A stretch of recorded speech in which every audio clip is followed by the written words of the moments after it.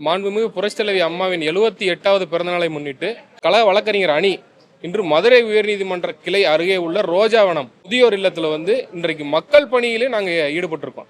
அதாவது வழக்கறிஞர் அணி என்கிறது சட்டப்பணி மட்டும் இல்லாமல் அங்கே மக்கள் பணியிலும் ஈடுபடக்கூறி எங்களது பொதுச் செயலாளர் எடப்பாடி அவர்கள் ஆணை பிறப்பித்ததற்கு இணங்கவும், எங்களுடைய கழக வழக்கறிஞர் செயலாளர் அண்ணன் இன்பதுரை அவர்கள் ஆணை பிறப்பித்ததற்கு இணங்கவும் இன்று மக்கள் பணியிலும் நாங்கள் இன்று இறங்கி இந்த 13 பொருட்கள் அடங்கி இருக்கக்கூடிய ஒரு பரிசு பெட்டகத்தை இந்த முதியோர்களுக்கு வழங்கி இருக்கிறோம்.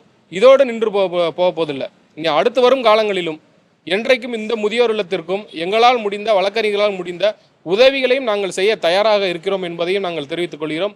சட்டப்பணியுடன் கழகப்பணி மற்றும் இது போன்ற பொது சேவைகளிலும் ஈடுபடுவதற்கு எங்களுடைய பொதுச் செயலாளர் உத்வேகம் கொடுத்து எங்களுக்கு உத்தரவு பிறப்பித்ததால் இந்த பணியை நாங்கள் முன்னெடுப்பாக செல்கிறோம். வருகின்ற காலங்களிலும் ஒவ்வொரு ஆண்டும் இந்த ரோஜாவனம் முதியோர் இல்லத்தில் நாங்கள் சென்று எங்களால் முடிந்த உதவிகளை செய்ய இருக்கிறோம் என்பதை இன்று 78வது பிறந்த நாளில் சூளுரை ஏற்று 2026 எடப்பாடி அவர்களின் தலைமையில் ஆட்சி அமைப்பதற்கு ஒரு உந்துகோலாக இந்த பணியை நாங்கள் முன்னெடுக்கிறோம் என்று மிகவும் பெருமையுடன் கூறிக்கொள்கிறோம்.